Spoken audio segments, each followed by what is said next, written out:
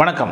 நிகழ்ச்சிக்குள்ளார போகிறதுக்கு முன்னாடி ஒரு குட்டி அறிவியல் தகவல். த அலாஸ்கன் வுட் ஃப்ராக் அப்படின்னு ஒரு ஃப்ராக் இருக்கான். அந்த ஃப்ராக் என்ன பண்ணும்னா, it freezes completely during the winter. No breath, no heart beat, no circulation and no brain activity. when spring arrives it thaws and return to life as if nothing had occurred. இது என்ன பெரிய விஷயம்? எங்கள் பெரிய அணில் தெரியாது? அதான் எங்கள் விஜய் அண்ணா தளபதி டிவிக்கே தெரியாதுங்களா? ஏன் உலகத்துக்கே தெரியும். as if nothing had occurred. இதெல்லாம் என்ன பெரிய விஷயம்? 41 பேர் இறந்து போனதுக்கப்புறம் அந்த அணில் மீண்டு வந்துச்சு. மீண்டு வந்து என்ன பேசிட்டு தெரியுமா? சிஎம் சார், நான் வீட்டில் இருப்பேன், இல்லை ஆஃபீஸில் இருப்பேன், என் மேலே கை வைக்காதீங்க, இந்த கிறுக்கு பள்ளியில் பிடிச்சி உள்ளே போடுங்க சார்.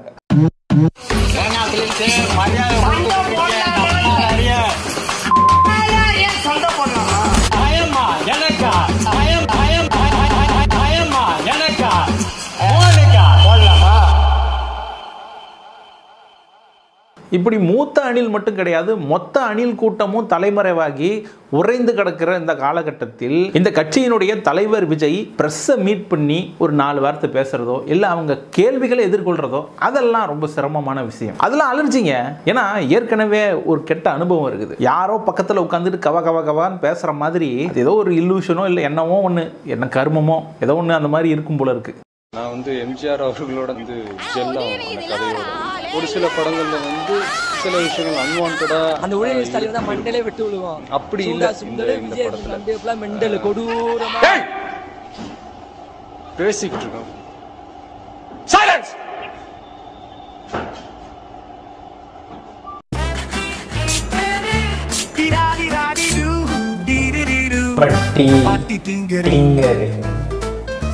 பட் எங்க அண்ணன் விஜய்க்கு மட்டும்தான் இந்த மாதிரி பிரஸ்ஸை மீட் பண்றதுல சிக்கல்கள்.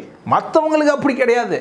பட்டை கிளப்புவோம். அப்படியே ரிப்போர்ட்டர் மேலே துண்டை போட்டு ஜாலியாக டான்ஸ் ஆடுறதுல இருந்து இப்போ ரீசெண்டாக தாய்லாண்டில் ஐஷோ ஸ்பீட் அப்படின்ற ஒரு யூடியூபர் இருக்கார் பாருங்க, அவர்கிட்ட போய் நம்மளை விளம்பரப்படுத்திக்கிட்டோம். எதுக்கு? ஏன் அவருக்கு இவங்களை பற்றி தெரியாதுண்ணா? அப்படிலாம் கிடையாது ப்ரோ. உங்களை பற்றி உலகத்துக்கே தெரியும். வேர்ல்டு ஃபேமஸ் நீங்கள், வேர்ல்டு ஃபேமஸ் கட்சி நீங்கள். DV, what's that? Vijay, Talabadi Vijay, South India. What was that? Talabadi Vijay. What? Okay, some crazy shit. Talabadi Vijay. What the fuck is they saying? Central Minister. Central Minister. Central மினிஸ்டரா? எந்த central minister இவரு? ஒரு MLA கூட ஆகல. என்ன central minister? Dalavi DK. Bro, fuck. I don't know what the fuck going on today. What y'all say? Talabadi Vijay. Vijay. G-Vay. Vijay. South Indian actor. பாவம் confuse ஆகிட்டார். அவன் என்ன சொல்கிறான்னு தெரில. What what TVK Chief Minister of India. Chief Minister of India. அது என்ன chief minister of India? அப்படி ஒரு பதவி இருக்கா? மோடியை தூக்குறோம், மோடியை விரட்டி விடுறோம், விரட்டி விட்டுட்டு அந்த பதவிக்கு பேர் மாற்றம் பண்ணுறோம், சீஃப் மினிஸ்டர் ஆஃப் இந்தியா. எப்படி? அணில்கள் நினைத்தால் வரலாற்றின் போக்கு மாற்றி அமைக்கப்படும். இன்றைய அணில்களின் உளறல்கள் நாளைய வரலாறு. அச்சாம்பர் chief minister of India.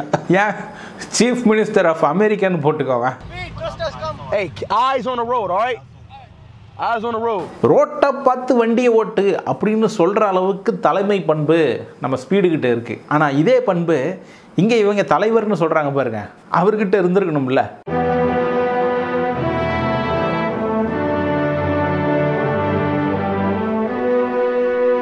Actually சம்மந்தமே இல்லாமல், கான்டெக்ஸ்டே இல்லாமல் வெறும் டிவிக்கேன்னு போய் அவர்கிட்ட போய் கத்திட்டு வர்றதுனாலையும் தளபதி விஜய் அப்படின்னு சொல்கிறதுனாலையும் என்ன அவருக்கு என்ன புரிஞ்சிட போகுது? கான்டெக்ஸோடு போய் பேசுங்க ப்ரோ. இப்படி ஒரு வித்தையை காட்டி விட்டதால் பெரிய சாதனையை படைத்து விட்டதாக தாவேக்காவினர் நினைக்கிறார்கள். கமெண்ட் செக்ஷனில் போய் பார்த்தீங்கன்னு வைங்களேன், பெருமை பொங்க இந்த விஷயத்துக்கு கீழே பாராட்டு கடிதங்கள் எழுதிட்டு இருக்கிறாங்க. அதெல்லாம் பார்க்குறப்போ அருமையோடா அருமை. இதில் அந்த 41 பேர் இறந்ததுக்கு துக்கம் அனுசரிக்கிறாராம். அதனால் தீபாவளி கொண்டாட வேணாம் அப்படின்றாரு. ஆயுத பூஜை மட்டும் கொண்டாடிக்கலாமா ப்ரோ? நாங்கள் கொண்டாடிக்கிட்டோம் ப்ரோ. இவருடைய வண்டிக்கு மாலையெல்லாம் போட்டு ரொம்ப சிறப்பாக ஆயுத பூஜையை கொண்டாடிட்டு அதையே ஃபோட்டோ எடுத்து சமூக வலைத்தளங்களில் பரப்புகிற அளவுக்கு அண்ணனுக்கு தைரியம் இருக்குது. இதில் தீபாவளி கொண்டாடாதீங்க. டேய், தீபாவளி என்னடா தீபாவளி? உங்களுக்கு சனிக்கிழமையே கிடையாதுடா, வீக்கெண்டே கிடையாதுடா. முதல்லையாவது வீக்கெண்டில் வந்து வேலை பார்த்துக்கிட்டு இருந்தார் அண்ணன். இப்போ வீக்கெண்டில் அண்ணனை உள்ளே உட்கார வச்சுட்டீங்க. எப்போ தான் வெளியே வருவார்? அதை பற்றி நீங்கள் கவலைப்பட வேண்டாம். அதை சிபிஐ பார்த்து கொள்ளும். நீதி வெல்லும். வெல்லும். சிபிஐ கையில் மாட்டினவங்க எத்தனை பேர் இருக்காங்க? பாட்டாளி மக்கள் கட்சியில் அன்புமணி இருக்காரு. இப்படி ஏகப்பட்ட சிபிஐ வழக்குகளை வச்சு அவங்கள வளைச்சி பிடிச்சி ட்ராப் பண்ணி வச்சுக்கிறாங்க. அதிலே போய் உங்கள் அண்ணனை வந்து குடுமையை பிடிச்சி கொடுத்துட்டு வந்துக்கிறீங்களே, எம்மாம்பெரிய ஆளியா நீங்கள்? இதில் இவர் பேசும்போது லைட்டை ஆஃப் பண்ணுறாங்களாம், கரண்ட்டு கட் பண்ணுறாங்களாம், அது போக இவர் ஸ்பீக்கர் ஒயர்லாம் பூந்து கட் பண்ணுறாங்களாம், சூனியம் வைக்கிறாங்கன்னு சொல்லு. எப்படி இவர் பிடிக்கலன்றதுனால இவர் மேலே செய்வனை வைக்கிறது, சூனியம் வைக்கிறது, இந்த மாதிரியான வேலைகளில் இறங்கி இருக்கிறார்கள் திமுகவினர். அப்படி தானே? ஒருத்தன் உங்களுக்கு ஒரு 7 தாப்பில் ஒருத்தன் இருந்து இம்சை கொடுக்குறான், அவன் ஃபோட்டோ கிடைச்சா விட்டுறாதீங்க. அவன் ஃபோட்டோ ஏதோ ஒரு வகையில் ஃபோட்டோ எடுத்துக்கோங்க. அவனுடைய வாயில் ஒரு பெருக்கல்குறியை ஒன்று போட்டு விடுங்க. ஃபோட்டோ எடுத்து வச்சு அந்த ஃபோட்டோவை சுருட்டி ஒரு தேங்காயை எடுத்து தண்ணியை கண்ணு திறந்து ஓட்டையை உள்ள தண்ணியெலாம் ஊற்றிட்டு அவன் ஃபோட்டோ உள்ளே போட்டு தேங்காயை சீல் வச்சு அடைச்சிட்டு அந்த தேங்காயை கொண்டுட்டு போய் கருப்பு துணியில் கொண்டுட்டு போய் புளிய மரத்தில் கொண்டு கட்டிடுங்க. அவன் கப்சிப்புன்னு உட்காந்துருக்கான். இது போக இந்த தாவேகாவினருடைய கூத்துக்கெல்லாம் முட்டு கொடுக்கறதுக்காக இங்கே ஒரு பெரிய மீடியா படை இருக்கிறது. அதாவது அவங்க ஏதாவது ஒன்று கையை இப்படி அசைச்சிட்டா அதை கவித்துவமாக எழுதுறதுக்கும் அது ஒரு பெரிய மாற்றம். எம்ஜிஆருக்குத்தான் இதுக்கு முன்னாடி இது போல இப்படி நடந்தது, எம்ஜிஆர் தான் இப்படி வயதானவர்களை கட்டிப்பிடிக்க அவருக்கு முத்தம் கொடுக்க, இப்படியெல்லாம் ஏகப்பட்ட பேர் ரைட்டப் எழுதுறதுக்கு இங்கே இருக்கிறாங்க. முக்கியமாக அந்த புதிய தலைமுறையினுடைய ஆசிரியர் சமர்ஸ்லாம் பயங்கரமாக பேசினார். எப்படி மீடியாக்களின் கைகளில் ரத்தக்கரை இருக்கிறது, அத்தனை ரிப்போர்ட்டர்ஸை கவரேஜ் பண்ணுங்க அப்படின்னு சொல்லிட்டு அத்தனை ரிப்போர்ட்டர்ஸை அங்கேயே அனுப்புவீங்க. அவர் காலையிலேருந்து வராருன்னு அங்கே காத்துக்கிட்டு கிடப்பான். காலையிலேருந்து லைவ் போடுவீங்க. அவர் நைட்டு தான் வருவார். 10 மணி நேரம் கேப் இருக்குன்னா 10 மணி நேரத்துக்கு அடி தூக்கு, அதே பாட்டை போட்டு ரிப்பீட்டு மோடில் அப்படின்னு தேஞ்ச ரெக்கார்டு மாதிரி அதை போட்டு ஹைப் ஏற்றுறோம் அப்படின்ற பேரில் நீங்கள் பண்ணுறதுக்கு பேர் பத்திரிகை தர்மங்களா சார்? ஆனால் அவர் யாரை பார்த்து கேள்வி கேட்குறாரு அப்படின்னா, டிஜிட்டலில் இயங்கக்கூடிய ஊடகவியலாளர்கள், அவர்களுடைய ஜேர்னலிஸ்டிக் எத்திக்ஸ் இதெல்லாம் கேள்வி கேட்கிறார். ஐயா, உங்களிடம் ஜேர்னலிஸ்டிக் எத்திக்ஸ் இருக்குதா என்பது தான் கேள்வி. நீங்கள் அதே கேள்வியை மற்றவர்களை நோக்கி கேட்கிறீர்கள். இதில் அவர் அச்சு ஊடகத்தை நம்பலாம், அதுதான் நம்பகத்தன்மையான ஒரு ஊடகம், லெகசி மீடியா, அது இதெல்லாம் ஏதோ வார்த்தைகளை கொட்டி தீர்க்கிறார். அதே சமயத்தில் இந்த டிஜிட்டல் ஊடகத்தை லெஃப்ட் ஹேண்டில் தள்ளி விட்டுட்டு அது நம்பத்தகுந்த செய்திகளை கொடுக்கிறதா, அது வேறு மாதிரி இயங்குது, அது நமக்கு சரிப்பட்டு வராது அப்படின்னு பேச வேண்டியது. ஆனால் இவங்க கோட்டை விட்ட இந்த 2 பேருனுடைய பெட்டிஷன் மேட்டரை ப்ராடு பண்ணிக்கிறாங்க அப்படின்றத வெளியில் கொண்டு வந்தது யார்? டிஜிட்டல் ஊடகம் தான். ட்ரைப்ஸ் தமிழ் ஊடகம் இந்த வேலையை செஞ்சுருக்கு. அதனால் அச்சில் இருக்கிறது தான் நம்பணும், இதை நம்பக்கூடாது அப்படின்னா நியாயமாக பார்த்தா இவங்க பண்ணுற வேலையை முதல்ல நீங்கள் தான் எடுத்து செஞ்சுருக்கணும். நம்பத்தகுந்த ஊடகம் இல்லை நீங்கள் அதை பண்ணீங்களா? ஆனால் அதை பண்ணுறதுக்கு பதிலாக என்ன பண்ணுறீங்க அப்படின்னா, தாவேகாவினுடைய ஸ்போக்ஸ் பர்சன் மாதிரி நடந்துக்கிறீங்க. அது தேவையற்றது, அவசியமற்றது, ஒரு பயனும் இல்லை. அதில் இந்த சிபிஐ வேணும் அப்படின்னு வழக்கு தொடுத்தாங்கல்ல, அதில் 2 பேருனுடைய பெட்டிஷன் அவங்களுடைய கையெழுத்து முறைகேடாக வாங்கி அவங்களுக்கு தெரியாமலே வழக்கு நடத்துகிறாங்க. இதை பற்றிய கேள்வியை புதிய தலைமுறை ஆராய்ந்ததா? இந்த குற்றச்சாட்டு எழுப்புகிற இந்த சர்மிளா அப்படின்ற ஒரு பெண்ணையும் ஒருத்தர் இருக்கார் பாருங்க, அவரையும் சந்தித்து இதை பற்றிய உண்மையை தெரிந்து கொள்ளலாமே புதிய தலைமுறை. ஏன் அவர்களுடைய கை ஏன் கட்டப்பட்டு இருக்கிறது, போலீஸினுடைய கை எப்படி கட்டப்பட்டு இருக்கிறது அப்படின்லாம் கேள்வி கேட்க தெரியுதுல்ல தாவேகால இருக்கிறவங்களுக்கு. இதெல்லாம் கேட்கலாமே தாராளமாக. அதுபோக அந்த சவுக்கு சங்கர் அந்த மாதிரியான ஆட்கள்லாம் இருக்காங்க. காலையில் 6 மணிக்குள்ளார போஸ்ட்மார்ட்டம்லாம் பண்ணி பாடியவே எரிச்சிட்டாங்க, அது புதைக்கலாம் இல்லை எரிச்சிட்டாங்க அப்படின்னு அவர் பேச, அவரு கூடயே இன்னொரு ஜேர்னலிஸ்டிக் மேடம் ஒருத்தங்க இருக்காங்க, அவங்க இன்னொரு பெரிய ஃபீமேல் சவுக்கு சங்கராக வருவாங்க போல இருக்கு. அந்த அளவுக்கு இவங்களே கதை கட்டுறாங்க. ஆனால் நியூஸில் ரிப்போர்ட் ஆன செய்திகள்லாம் பார்த்தீங்கனாலே தெரியும். அதாவது போஸ்ட்மார்ட்டம் முடிஞ்சு பாடியை வாங்கிறதுக்கு பகலில் காத்து கிடக்கிறாங்க. முக்கியமாக என்டிகே ஆட்கள் பகலில் போய் ஒரு 11 மணி வாக்கில் வெயிலில் நின்று காத்து கிடக்கிறப்போ அங்கே இருக்கிறவங்களுக்கும் என்டிகேக்காரங்களுக்கும் இடையில பஞ்சாயத்து நடந்தது, காரசாரமான விவாதங்கள் நடந்தது. இந்த மாதிரியான வீடியோவெல்லாம் பார்க்குறோம். ஆனால் இதெல்லாம் இருக்கிறப்போ 6 மணிக்குள்ளாரையே எல்லாத்தையும் முடிச்சுட்டாங்க. போஸ்ட்மார்ட்டம் பண்ணி பாடியெல்லாம் எரித்து எல்லா உண்மையும் மறைச்சிட்டாங்க. எடப்பாடியார் வர்றப்போ ஒன்றுமே இல்லை, எதுவுமே இல்லை, தடயங்களே இல்லாமல் பண்ணிட்டாங்க அப்படின்னு பேசுகிறதுக்கு பேர் ஜேர்னலிசம் வாங்க. சரி, நான் சுற்றி வளைச்சி பேசலை, ஸ்ட்ரைட்டாகவே வந்துடுறேன். அதாவது இந்த சதிக்கு பின்னாடி திமுக தான் இருக்கிறது, இதுக்கெல்லாம் பின்னாடி செந்தில் பாலாஜி தான் ஒளிந்திருக்கிறார் அப்படின்ற மாதிரியான ஒரு கான்ஸ்பிரசி தியரியை வடிவமைக்கிறாங்கல்ல, அதுக்கு சில பேர் சப்போர்ட் பண்ணுறீங்கல்ல. அதாவது திமுக எதிரி அப்படின்றத கட்டமைச்சிட்டு ஓகே அதை சப்போர்ட் பண்ணுறதுக்கு என்னென்ன விஷயங்கள்லாம் இருக்கோ அதெல்லாம் நம்ம வந்து பரப்புவோம் அல்லது அதை தூக்கி பிடிப்போம் அப்படின்ற மாதிரியான ஒரு லாஜிக்கு வந்துட்டீங்க அப்படின்றத புரிஞ்சுக்கலாம். நம்ம ஏன் சொல்கிறேன்னா, நேரடியாக அந்த களத்தில் இருந்து வரக்கூடிய வீடியோக்களையோ இல்லை ரிப்போர்ட்ஸையோ நம்ம நம்புறதுக்கு தயாராக இல்லை. அது உண்மையாகவே இருந்தாலும் நோ, எங்களுக்கு அது தேவையில்லைங்க, அது உதவாதுங்க எங்களுக்கு. Confirmation bias. இப்போ இந்த சவுக்கு சங்கர் மாதிரியான ஆட்கள் பச்சை பொய்யை உருட்டிக்கிட்டு இருக்கிறாங்க இன்டர்நெட்டில். It is okay. எங்களுடைய பெர்ஸ்பெக்டிவ், எங்களுடைய நரேட்டிவ்க்கு அது உதவுது இல்லை. அப்போது அது பொய்யா உண்மையா அது பித்தலாட்டமா அதெல்லாம் எங்களுக்கு தேவையில்லை. எங்களுக்கு தேவை இந்த நரேட்டிவை சப்போர்ட் பண்ணுறதுக்குரிய ஃபேக்ட்ஸ். எவனோ ஒருத்தர் பேசினானா அது ப்ரூஃபு. இப்போ சவுக்கு சங்கர் பேசினா பார்த்தீங்களா, இவர் உண்மையை சொல்கிறார், அவரே இப்படி சொல்கிறார் பாருங்கள் அப்படின்னு அதை போட்டுக்கிட்டு அது ஒரு உண்மை மாதிரி பேசுறது. திமுக எதிரி, நீங்கள் பாஜகவாக இருக்கலாம், அதிமுகவாக இருக்கலாம், தாவேகாவாக இருக்கலாம். உங்களை பொறுத்தவரை திமுக எதிரி என்று நீங்கள் நினைக்கிறீர்கள் என்றால் சவுக்கு சங்கர் சொல்கிறதா இருந்தாலும் சரி, ரெட் பிக்ஸ் ஃபெலிக்ஸ் சொல்கிறதா இருந்தாலும் சரி, இல்லை இன்னும் பிற இந்த ஃபேக் நியூஸை பரப்புகிற சில ஐடிகள் சொல்கிறதா இருந்தாலும் சரி, இதுதான் உண்மை அப்படின்னு நெத்தியில் எழுதிக்கிட்டு விளம்பரப்படுத்தலாம். நல்ல விஷயம்தான், கண்டினியூ. சரி, இந்த பெர்ஸ்பெக்டிவையாவது கோர்ட்டில் போய் யாராவது முன் வச்சிருக்கலாம்ல. இந்த கான்ஸ்பிரசி தியரிலாம் பேசுகிறீங்களே, இதுக்கு பின்னாடி திமுக தான் இருக்கிறது, செந்தில் பாலாஜி தான் இது செய்து விட்டார் அப்படின்னு பேசுகிறப்போ அதை ஏன் கோர்ட்டில் யாராலையுமே முன்வைக்க முடியல அப்படின்ற கேள்வி வந்து என் மண்டையை போட்டு தொலைக்குது. அப்போது அது சமூக வலைதளத்தில் முன்வைக்கக்கூடிய ஒரு நரேட்டிவாகத்தான் அது இருக்கணும் அப்படின்றத யாரோ டிசைட் பண்ணியிருக்காங்க, யாரோ அதை டிசைன் பண்ணியிருக்காங்க அப்படின்றத நம்ம புரிஞ்சுக்கலாம்ல. சரி, அந்த வேலையை ஒழுங்காக செஞ்சுட்டு போகலாம்ல. இப்போ திமுகவை போட்டு அடிக்கலாம், என்ன வேணாலும் பண்ணலாம், அதை செய்து ஒரு நரேட்டிவை செட் பண்ணுற அந்த வேலையை பார்க்கலாம். ஆனால் இடையில அப்பப்போ ஓவியா கூட சண்டை போட வேண்டியது இருக்குது. 2026 2 பேருக்கு இடையில தான் போட்டி. ஒன்று டிவிக்கே, இன்னொன்று ஓவியா. அதே சமயத்தில் இந்த லிவிங்ஸ்டனுடைய பொண்ணு ஜோவிதா லிவிங்ஸ்டன் அவங்க கிட்ட வம்பளுக்கு வேண்டியது, உங்கள் அப்பா என்ன உயிரோடு இருக்காரா, ஓ மை காட் அப்படின்னு கேட்டு அவர் வந்து சர்க்காஸ்டிக்காக அடிக்கிறாராம். ஆனால் அதுக்கு ரிப்ளை எப்படி வந்துச்சு தெரியுமா?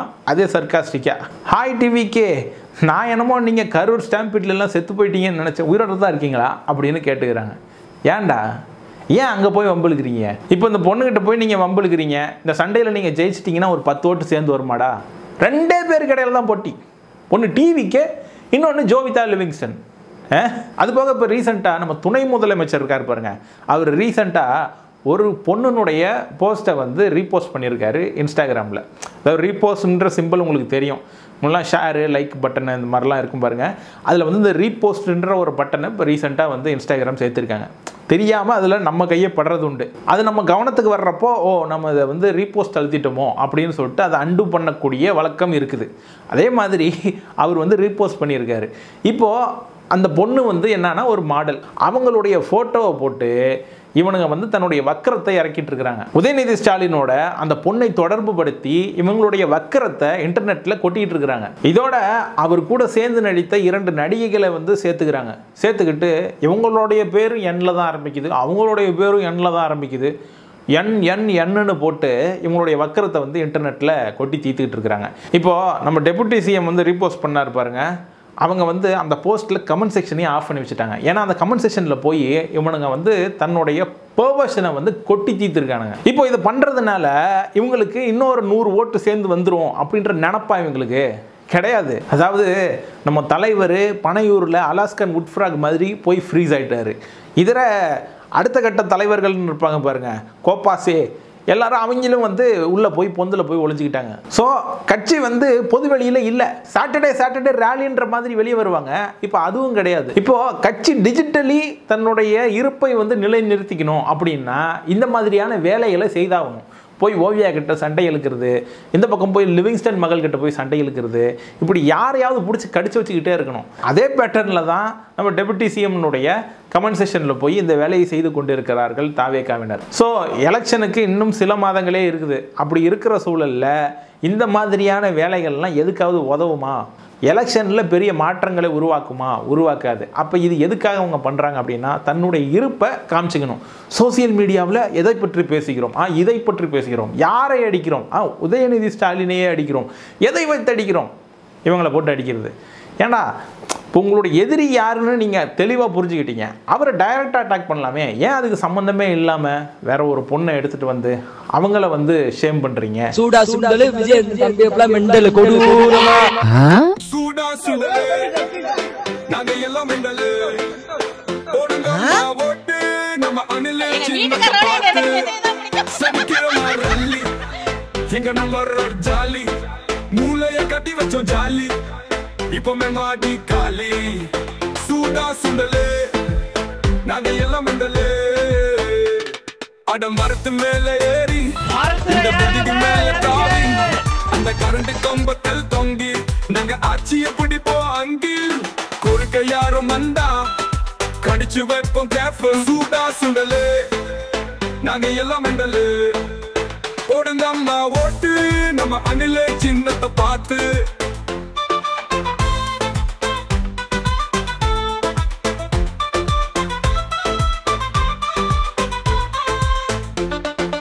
இந்த மாதிரியான ஸ்ட்ராட்டஜினாலேயே என்னமோ எங்கே பார்த்தாலும் டிவிக்கே பற்றி தான் பேசுகிறாங்க. சோசியல் மீடியாவை திறந்தாலே யூடியூப்பை திறந்தா டிவிக்கே, ஃபேஸ்புக்கை திறந்தா டிவிக்கே, இன்ஸ்டாகிராமுக்கு போனால் டிவிக்கே. ஏடிஎம்கேன்னு ஒரு கட்சி இருந்தது எங்கேயா அப்படின்னு கேட்டால் அவர் விஜய் வருவார் கூட்டணிக்கு அப்படிங்கிறாரு. ஏங்க நீங்கள் தாங்க பெரிய ஆள், அப்போது விஜய் சிஎம் தானே, உண்மை சொல்லுங்கள். அது டெல்லி தான் முடிவு பண்ணும். சரி ஓகே விடுங்க, எடப்பாடி விஷயத்துக்கு நம்ம போக வேணாம். நம்ம வந்து only will concentrate on TVK and Vijay. விஜயினுடைய எதிர்காலம் என்ன, அதை சிபிஐ தான் முடிவு பண்ணும். சிபிஐ யார் கையில் இருக்குங்கன்னா இப்போது அதை டெல்லி தான் முடிவு செய்யும். எடப்பாடியாருடைய எதிர்காலம் அதை டெல்லி தான் முடிவு செய்யும். டெல்லியே எல்லாத்தையும் பார்த்துக்கும் இனி என்று சொல்லிக்கொள்ளும்படி அவர்களுடைய எதிர்காலம் இருக்கிறது என்பது ரொம்ப வேதனைக்குரிய விஷயமா இருக்குது. ஏயா எதுக்கோ பயந்து எதுலேயோ போய் விழுந்தான்ற கதை மாதிரி அங்கேயா போய் விழுவீங்க அப்படின்ட்டு இருக்கு. இந்த ஷோ உங்களுக்கு பிடிச்சிருந்தா லைக், ஷேர், கமெண்ட், சப்ஸ்கிரைப் பண்ணுங்கள். நெக்ஸ்ட் டைம் வேற ஒரு கண்டென்ட்டோட உங்களை சந்திக்கிறேன். நன்றி, வணக்கம்.